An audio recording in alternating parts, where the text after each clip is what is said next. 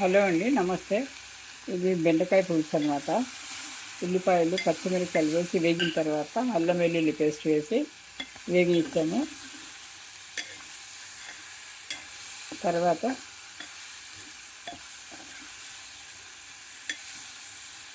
పసుపు, ఉప్పు, కారము, ధనియా పొడి వేసి ఇప్పుడు మగ్గనివ్వాలండి. ఇది టమాటా పళ్ళు మెత్తపడాలి. ఇందులో టమాటాలు మెత్తపడాలి అన్నట్టు. ఇది కొంచెం సిమ్లో ఉంచి తర్వాత దీన్ని మూత పెట్టేసినామంటే ఇది కొద్దిగా ఇది అవుతుందండి. ఇది వంకాయ అనమాట. వంకాయ అండి, ఇది పొడుగు వంకాయలు, వేపుడికి బాగుంటుంది. ఇది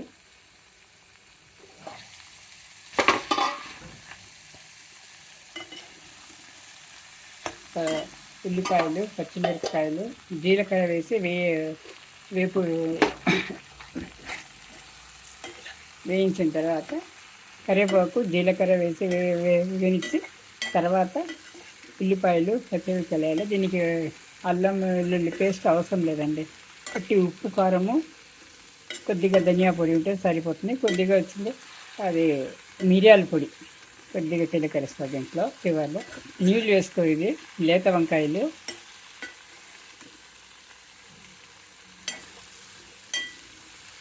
నీళ్ళు వేసుకోకుండా అలాగే మగ్గ పెట్టేస్తారన్నమాట. మీడియం ఫ్లేమ్లో ఉంచి మగ్గ పెడతారనమాట. ఇది అలాగే మగ్గుతుంది. ఇది మగ్గనిద్దాము.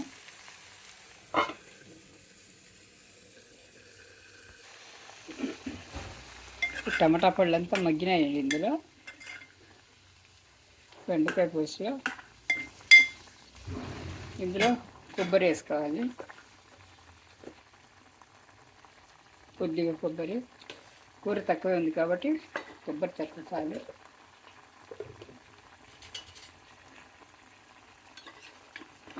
చింతపండు గుజ్జండి వేసుకోవాలి.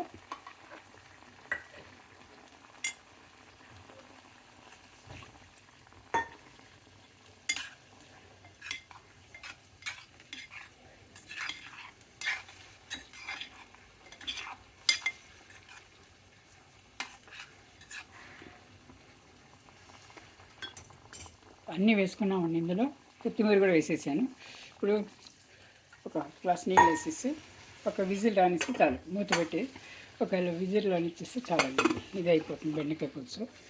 ఇక్కడ ఇది వంకాయ అండి, వేపుడు, పొడుగు వంకాయ వేపుడు అన్నమాట. ఇది మెత్తబడిపోయింది చూసారా, ఆవిరిలోనే మెత్తబడిపోతుందండి. ఇది దీనికి వచ్చింది కొత్తిమీర వేసేసాను.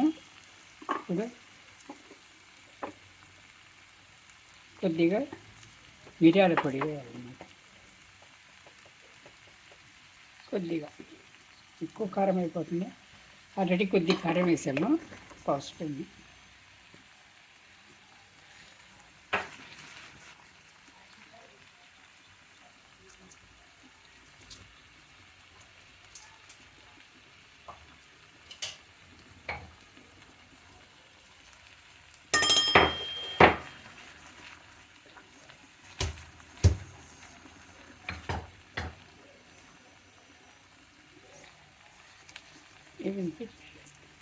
ఒక ఎల్లుల్లిపాయ రెబ్బ చిత్త కొట్టి వేసేసేయాలండి. ఇది వాసన వస్తుంది.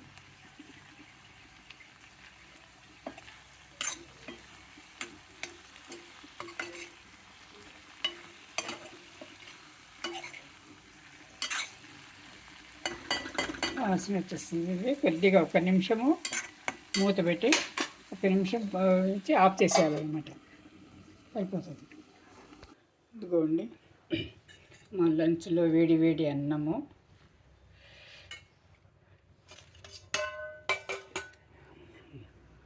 పొడుగు వంకాయ తాళింపు, తర్వాత బెండకాయ పులుసు అనమాట.